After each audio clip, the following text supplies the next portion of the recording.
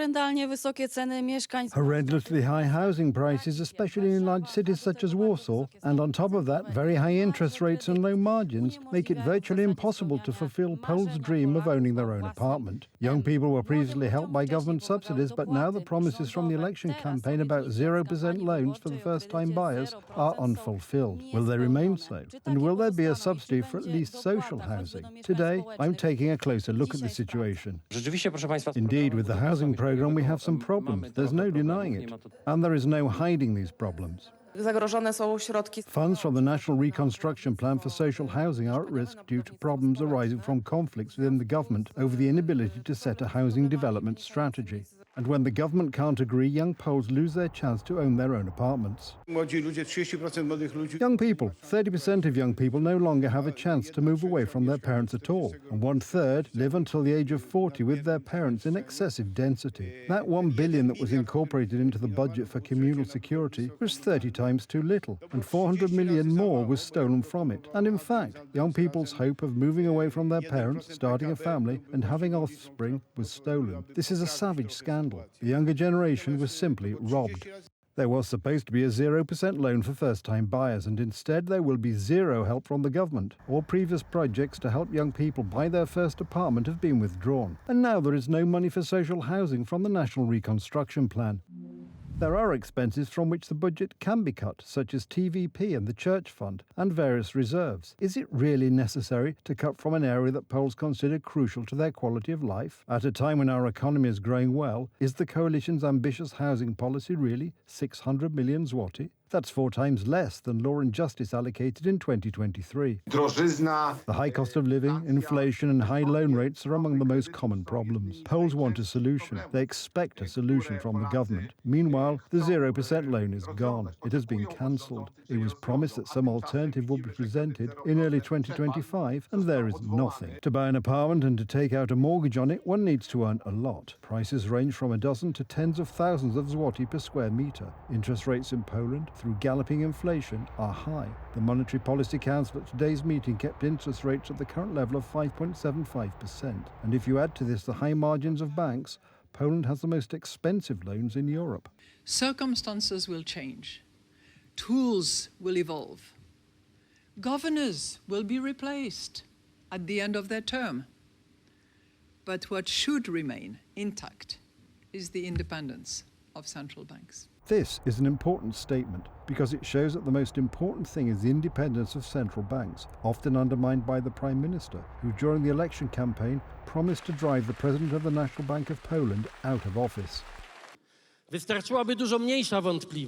would take much less doubt to get a man out of the National Bank of Poland, and I will. I guarantee it to you. Meanwhile, it was a member of the Monetary Policy Council, recommended by the Civic Platform, that even proposed raising interest rates. What can the government do to prevent excessive margins imposed by banks? Our law assumed a maximum level for various types of non-interest costs, with no way for loan companies to circumvent it. Similar solutions would have to be adopted for mortgages. Mortgages can be usurious and, unfortunately, are often very severe. And this is confirmed by court rulings invalidating contracts for so-called Swiss franc-denominated loans and by the growing number of cases where the Warsaw interbank offered rate is being challenged. Currently, Polish courts are awaiting the position of the Court of Justice of the European Union on this issue. Will illegal immigrants be resettled in Poland? Will Poland accept them according to the guidelines of the Migration Pact, or will it pay a high price for each one turned away? And why does Polish Prime Minister Donald Tusk insist that Poland will be one of the beneficiaries of the Migration Pact despite the pact itself? If someone wants to implement this pact, don't be shy. Poland has its own problems caused by the war. Today, Donald Tusk once again assured that the Migration Pact will not affect Poland. That is, Poland will neither accept any illegal migrants nor pay the fine of more than 20,000 euros per migrant rejected.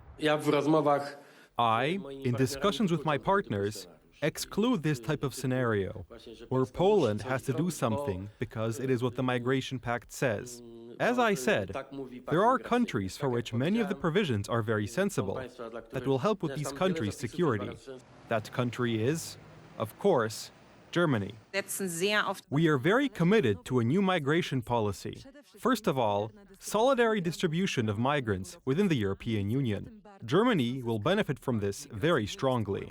Tusk assured that Poland would not implement the pact. The problem is that he agreed to forced relocation in the form of directly applicable EU regulations as recently as December of 2023. In addition, the EU Commissioner for Migration threw the Polish Prime Minister under the bus by answering questions from MEP Marcin Sypniewski. Under European Union law, there is no legal possibility to exempt Poland from implementing any parts of the pact. In October 2025, the Commission will conduct an assessment of which member state will be under migration pressure, be at risk of migration pressure, or face a significant migration situation. This assessment will be included in the first annual cycle of migration management, which will begin in mid-2026. Poland has not yet submitted any information to the Commission as part of the first cycle. Coincidentally, that takes place right after the planned presidential election in Poland. Tusk, however, comes armed with explanations. Don't be surprised if, once in a while, you will hear from some European capital announcements that do not quite correspond to reality, because, for example, their electoral campaign requires such a tough stance on migration. Please do not worry about it and rely on our announcements as to the situation of Poland on the issue of migration. It is we who will make the decisions here in Warsaw, and no one else, anywhere else. Official documents contradict Tusk, however. This one from December 11th makes it clear Poland, along with Cyprus and Denmark, are committed to speeding up the implementation of the Migration Pact. These three countries recognize the need to address the issue of illegal migration into the European Union. They will seek to make the best use of legal and practical solutions in this area, including the implementation of the Pact on Migration and Asylum. There was no shortage of assurances from the Polish Prime Minister. Poland will be a beneficiary of the Migration Pact. We will not pay for anything. We will not have to accept any migrants from anywhere. The European Union will not impose any migrant quotas on us. Even today, Tusk's coalition partners speak of benefits. Of course, Poland will be covered by the Migration Pact, but it will be a country that will benefit from it. You just have to look at the numbers and the Migration Pact itself. All this gives credence to claims that the annulment of the Polish referendum on the European Migration Pact was a move specifically to allow Germany to implement the Migration Pact. Because thanks to the fact that Tusk annulled this referendum, he was able to sign on to the pact, which greatly benefits Germany. In exchange, he seemed to have received German support during the 2023 election campaign, which proved valuable for his party, the Civic Platform.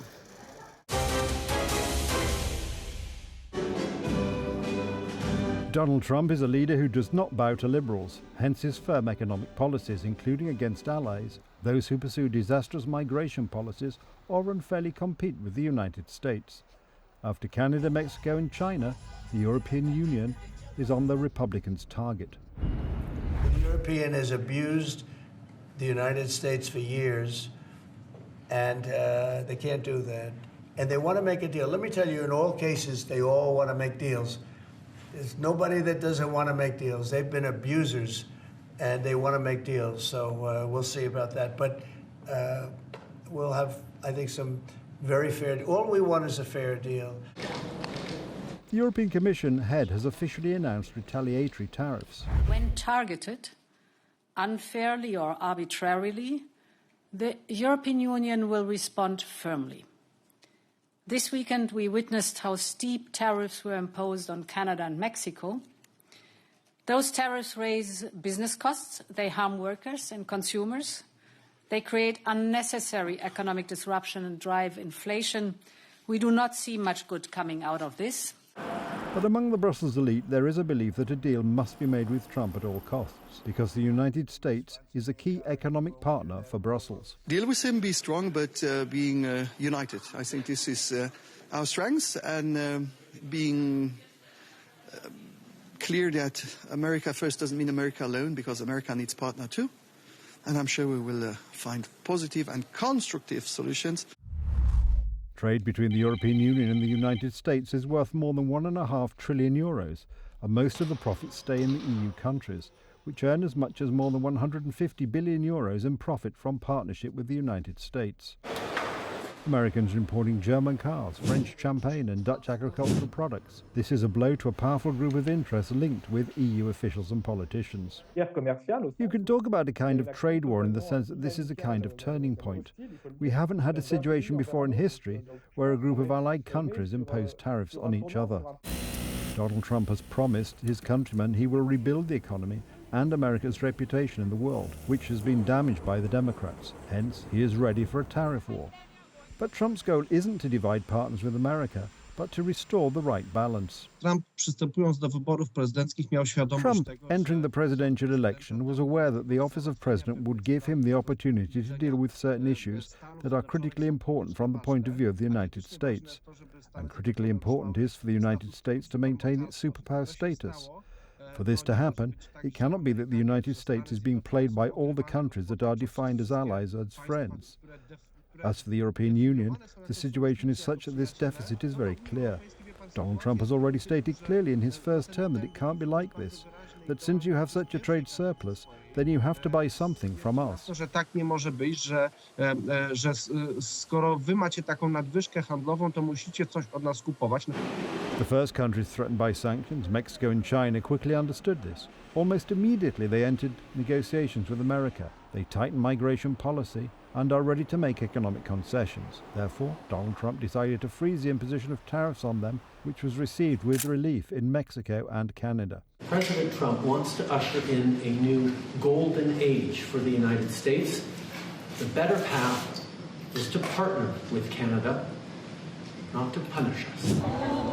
Instead, Beijing has chosen a policy of confrontation. China has already announced retaliatory tariffs, 15% on coal and liquefied natural gas imports from the United States in response to Trump's 10% taxes on oil and farm machinery imports from China. The threat of a tariff war is shaking global markets. President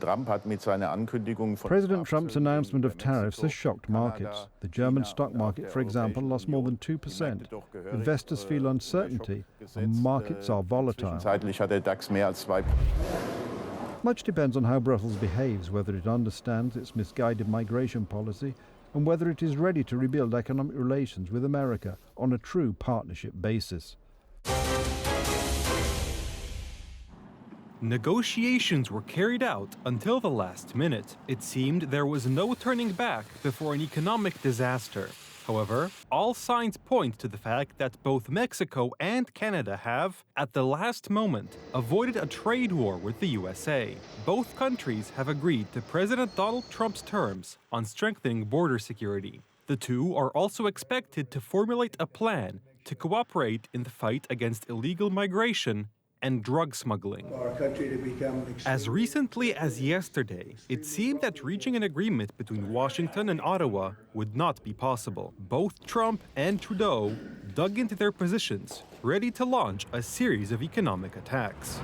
Canadians even began to hide US-made goods in their stores, and major corporations were bracing for an impending disaster. At the last minute, however, there was a breakthrough and an unexpected agreement.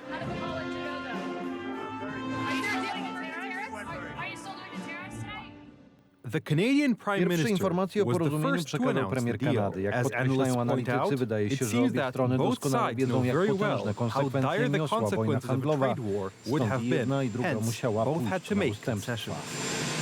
Trudeau, the Prime Minister for now for Canada, had a call with Donald Trump, two calls today, and they made progress on negotiating a deal where Canada would do more at the US-Canadian border. The Canadian Prime Minister announced a massive mobilization of forces and resources, exactly what Washington has been asking for weeks. I just had a good call Właśnie with odbyłem President dobrą Trump. rozmowę z Canada is prezydentem implementing our Trumpem. $1.3 Kanada billion wdraża nasz plan border graniczny o plan, wartości reinforcing the border with new $1,300 choppers, milionów, technology and wzmacniając personnel, granicę nowymi enhanced coordination śmigłowcami, with our American technologią i partners, personelem, and increased resources zwiększając to stop the koordynację z flow of naszymi fentanyl. amerykańskimi Nearly partnerami i 10,000 zwiększając frontline zasoby, personnel are aby and will be powstrzymać working on przepływ protecting the border. fentanylu. The enactment of the tariffs has been delayed for at least 30 days, similar to Mexico, which had already reached an agreement with the Trump administration. There, the border is to be significantly reinforced by the military and border guards. He made several proposals and, in the end, we reached an agreement. That is, an agreement that was put in place to redirect more National Guardsmen to the northern border to protect the border and prevent drug trafficking, particularly fentanyl trade from Mexico to the United States. For the past 2 weeks, the U.S. administration has been conducting a massive deportation campaign of illegal migrants. Countries that have refused to take in deportees have caved in under the threat of economic sanctions. El Salvador, for example, even wants to take in non-Salvadorian migrants in exchange for American support. If we finalize this agreement, then Secretary Rubio will announce it. But if we do, there will be a much broader agreement that is unprecedented in the history of relations not only between the United States and El Salvador, but I think in all of Latin America. Italian Prime Minister Giorgia Meloni tried implementing a similar scheme in Europe. As part of the deal, 2 camps were built in Albania for illegal immigrants who reached Italian islands. They were to stay there while their asylum applications were being processed. The problem is that these actions were protested first by activists, then by Italian courts, which ordered the migrants to be returned to Italy. The only rights that this agreement violates is those of human traffickers, which were guaranteed in the past, but this government will certainly not guarantee them. Tightening asylum laws and deportations are also being talked about in the pre-election campaign by the German CDU party, presenting an opposition bill in the Bundestag. Unexpectedly, it was supported by the politically outcast AfD, which caused an uproar. The right decision does not become wrong just because the wrong people agree to it. It remains correct. That was enough for the CDU's rivals, headed by Chancellor Scholz, to accuse the CDU of collaborating with the controversial AfD, ending with some CDU MPs withdrawing their support for the project, and its ultimate rejection.